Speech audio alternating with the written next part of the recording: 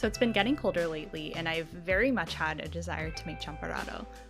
Like a really sweet, stick-to-your-ribs bowl of champorado with a swirl of milk on top.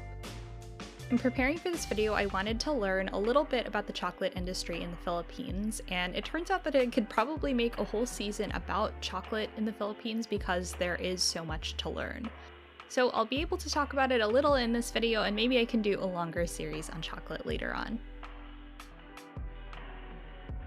I talked about the coconut farming industry at length in season 3 of the Sago Show, and there are definitely some comparisons to make with the chocolate industry.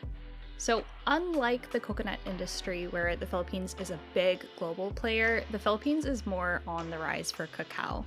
The country actually has a goal to increase cacao production by 10 times by 2022 and plant 58 million cacao trees. And right now, about 80% of cacao is currently produced in the Davao region, and it's mostly by smallholder farmers. What I found was really interesting too is that you can actually intercrop cacao and coconut. Like you can plant cacao in between coconut trees, and it actually benefits the coconut tree's yield. And that way the farmer can also benefit from 2 types of crops.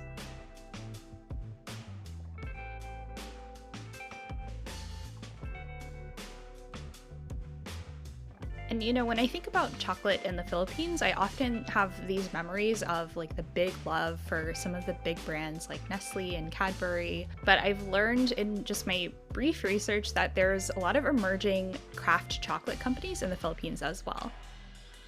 I know I haven't been able to give you a lot of information about chocolate in the Philippines in this particular video, but honestly I'm probably about to spend all of Thanksgiving week reading all about the chocolate industry and watching this mini documentary I found called The Rise of Philippine Chocolate, which I'll link here.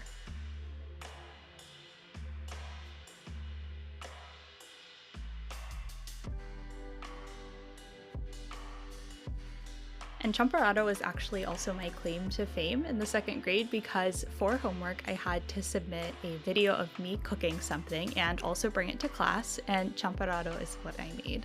I'm pretty sure all of my classmates loved it.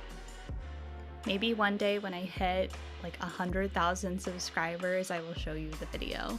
Also, I am curious if in the future you would like to see an ube champorado video or a strawberry champorado video. Let me know in the comment section. If you enjoyed this episode, please let me know by clicking on the like button and subscribe to see more of the Sago Show. My name is Rachel. Salamat.